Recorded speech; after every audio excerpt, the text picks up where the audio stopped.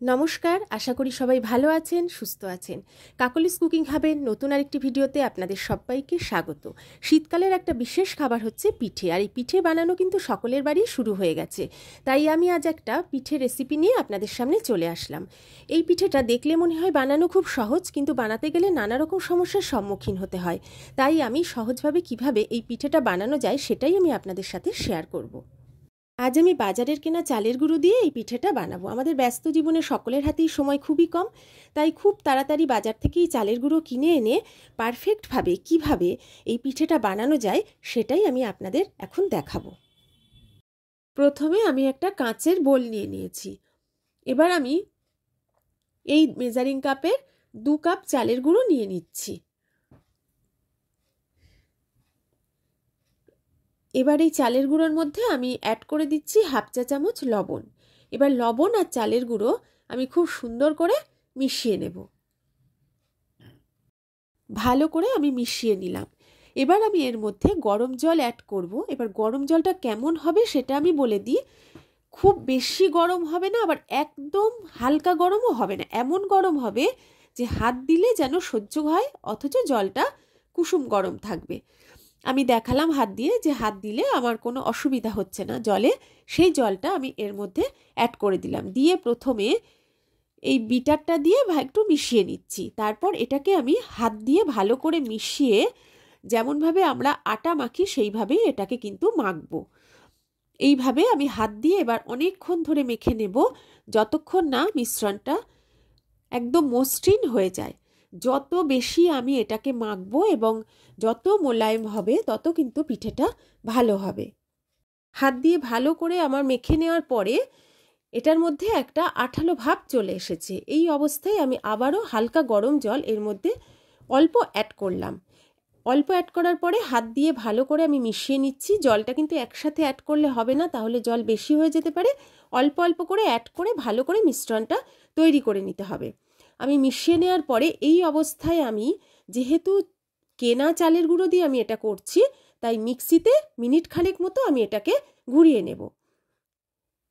এই অবস্থায় আমি এটা মিক্সিতে এবার দিয়ে দেব। মিক্সিতে দেওয়ার পরে আমি ঢেলে নিলাম একটা পাত্রে, নিয়ে একটু চামচ দিয়ে মিশিয়ে নিলাম। দেখিয়ে দিচ্ছি, হাতে কিন্তু একটুও কোনো দানা দানা লাগছে না, একদম মসৃণ হয়ে গেছে। এবার আমি এটাকে আবারও একটু ভালো করে মিশিয়ে নেব।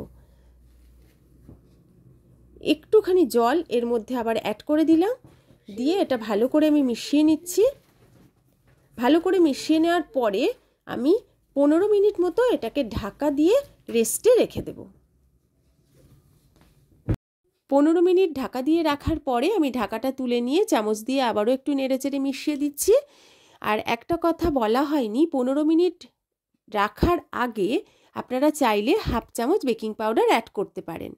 আমি এখানে দিলাম না, আপনারা চাইলে অবশ্যই দিতে পারেন। এবার আমি কড়াটা রেডি করছি। কড়াটা গ্যাসে বসিয়ে হাই হিটে গরম করে নিয়েছি। তারপরে আমি এতে জল ব্রাশ করে দিলাম। জলটা ব্রাশ করে দেওয়ার পরে আমি এতে একটু তেল সামান্য ব্রাশ করে দিচ্ছি। তেলটা ব্রাশ করার পরে একটা ভিজে কাপড় নিয়ে নিয়েছি পরিষ্কার, তাই দিয়ে কড়াটা ভালো করে মুছে নিচ্ছি। এই কাপড় দিয়ে মোছাটা শুরুতে একবার করলেই হবে, বারবার করার দরকার নেই। এবার ভালো করে আমি মুছে নিলাম। এই পিঠের ক্ষেত্রে কড়াটা কিন্তু খুব ভালো মতো তাতিয়ে নিতে হবে। তারপরে গ্যাসের ফ্লেমটা মিডিয়ামে করে দেব।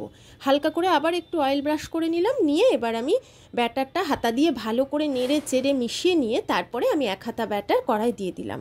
দিয়ে এবার এটা ঢাকা দিয়ে দেব। দিয়ে 3 মিনিট পরে আমি ঢাকাটা তুলব। 3 মিনিট পরে আমি ঢাকাটা তুলে নিয়েছি। পিঠেটা আমার রেডি হয়ে গেছে, ফুলে উঠেছে। পিঠেটা আমি তুলে নিচ্ছি। আবারও আমি 1 হাতা ব্যাটার কড়াতে দিয়ে দিলাম, দিয়ে ঢাকা দিয়ে 3 মিনিট পরে আমার পিঠেটা তুলে নেব। নর্মাল অ্যালুমিনিয়ামের কড়াতেও কিভাবে যে সুন্দর পিঠে হয় সেটাও আমি একটু দেখিয়ে দিচ্ছি। আমি কড়াটা একইভাবে প্রথমে জল ব্রাশ করে, তারপর অয়েল ব্রাশ করে, তারপর ভিজে কাপড় দিয়ে ভালো করে মুছে নিয়ে কড়াটাকে রেডি করে নেব। পুরোটা আর দেখালাম না। এবার আমি ব্যাটারটাকে খুব ভালো করে বেশ কয়েকবার গুলে নিচ্ছি। আমি আবারও বলছি, প্রত্যেকবার ব্যাটার দেওয়ার আগে কড়াতে ভালো করে ব্যাটারটা কিন্তু মিশিয়ে নিতে হবে, তা না হলে জল আর চালের গুঁড়ো কিন্তু আলাদা হয়ে যাবে। এবার আমি এর থেকে 1 হাতা ব্যাটার কড়াতে দিয়ে দিচ্ছি। এবার আমি ঢেকে দেব আর লক্ষ্য রাখতে হবে কোনোভাবেই ভেপার যেন বেরিয়ে না যায়। 3 মিনিট অপেক্ষা করব। পিঠেটা একদম হয়ে গেছে। পিঠেটা আমি এবার তুলে নেব আর এইভাবে আরও কয়েকটা পিঠে আমি এই কড়াতেই ভেজে নেব। একটা পিঠে আমি দেখিয়ে দিচ্ছি। পিঠেগুলো সব আমি রেডি করে ফেলেছি, দুটো কড়াইতেই করেছি। দেখুন কতটা নরম হয়েছে আমি দেখাচ্ছি। ব্যাটারটা গোলার সময় কিন্তু অবশ্যই খেয়াল রাখতে হবে ব্যাটারটা যেন খুব বেশি পাতলা না হয়ে যায়, তাহলে কিন্তু পিঠেগুলো নরম হবে কিন্তু ফুলবে না ভালো। ঝোলা গুড় দিয়ে এই পিঠে খেতে কিন্তু অপূর্ব লাগে। দেখুন কতটা ফুলেছে, একবার ঝটপট আমার মতো করে বানিয়ে ফেলুন। আর ঝোলা গুড় দিয়ে গরম গরম খেয়ে আমাকে অবশ্যই জানান আপনাদের খেতে কেমন লাগলো। আমার রেসিপিটা ফলো করে যদি আপনারা এই পিঠেটা বানান আশা করি আপনাদের ভালোই লাগবে।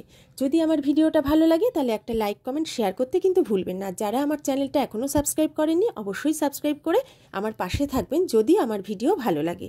তাহলে আজকের মতো আমি বিদায় নিচ্ছি, আবার নতুন কোনো রেসিপি নিয়ে খুব তাড়াতাড়ি হাজির হয়ে যাব। সবাই ভালো থাকবেন, সুস্থ থাকবেন।